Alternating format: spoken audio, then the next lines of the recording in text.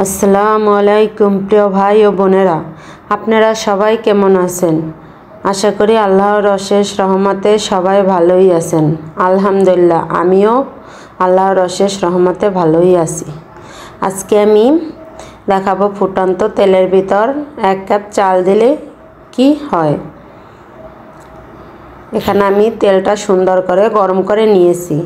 তারপর একটা স্ট্যানার নিয়েছি, সেটা দিয়ে তার ভিতর অল্প করে চাল ঢেলে দিয়েছি। দেখুন মাশাআল্লাহ কত সুন্দর হয়েছে। এভাবে চালগুলো ভাজলে আর পুড়ে যায় না।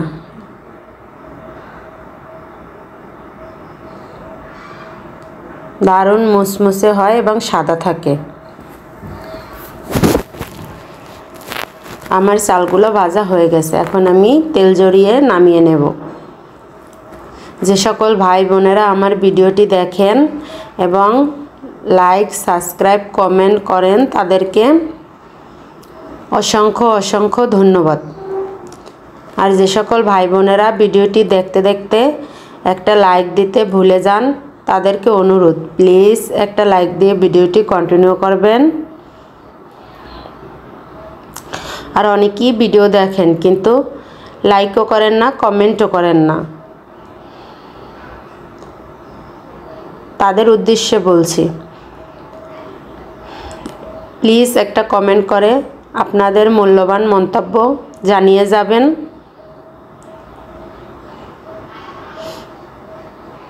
যে আপনারা কীরকমের রান্না দেখতে চান, আমি সেরকমের রান্নাবান্না ভিডিও দেওয়ার চেষ্টা করব ইনশাল্লাহ। আর আমার ভিডিওগুলো যদি আপনাদের কাছে ভালো লাগে তবে আমার চ্যানেলটি সাবস্ক্রাইব করে আমার সাথেই থেকে যেতে পারেন। এখন আমার চালগুলো ভাজা হয়ে গেছে, এখন আমি বাদামগুলো ভেজে নিব।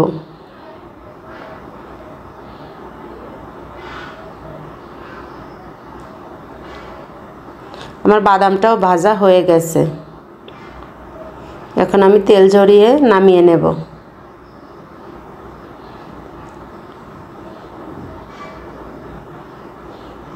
এখানে আমি বুটের ডাল নিয়েছি, ছোলা বুটের ডাল। এখানে বাঙ্গাটা নিয়েছি, আপনারা চাইলে আস্তাটাও নিতে পারেন। আমি এটাও ভেজে নিব।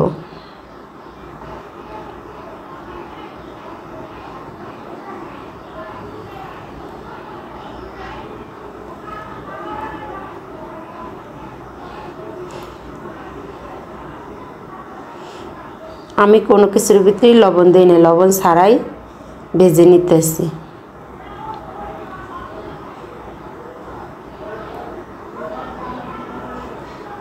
আমার ডালগুলো ভাজা হয়ে গেছে, এখন নামিয়ে নিব। এখানে আমি মুগ ডাল নিয়েছি, আপনারা চাইলে খোসা ছাড়িয়েও নিতে পারেন, আমি খোসা সহ নিয়েছি। এখন এটাও ভেজে নিব।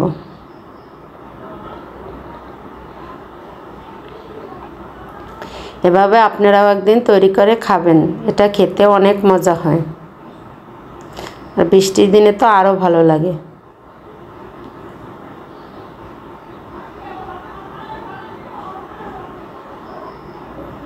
ডালগুলো আমার ভাজা হয়ে গেছে, আমার সব কিছু ভাজা হয়ে গেছে। এই যে চাল ভাজা কত সুন্দর হয়েছে মাশাআল্লাহ, বুটের ডাল ভাজা। তারপর মুগ ডালের আমি খোসা ছাড়িয়ে পরিষ্কার করে নিয়েছি। পেঁয়াজ, কাঁচামরিচ কেটে নিয়েছি।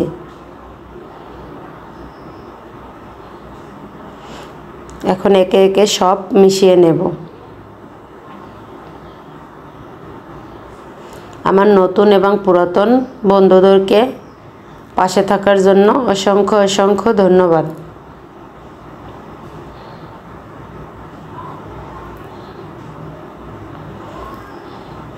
এখন আমি এর সাথে সব কিছু দিয়ে একটা ম্যাগি মশলা দিয়ে দিলাম।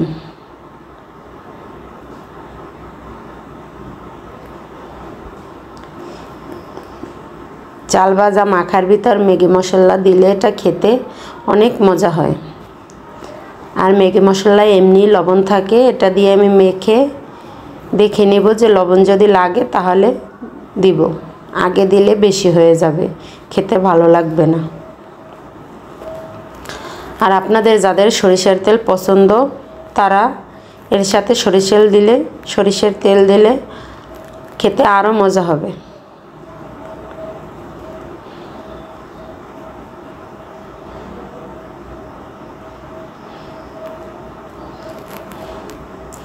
আজকের চাল ভাজার ভিডিওটা কীরকমের হলো আপনারা কমেন্টে জানিয়ে যেন। এটা খেতে দারুণ মজা ছিল। আমি এর সাথে অল্প একটু লবণ দিয়ে দেব। আজকে চাল ভাজা খেতে খেতে বিদায় নেব।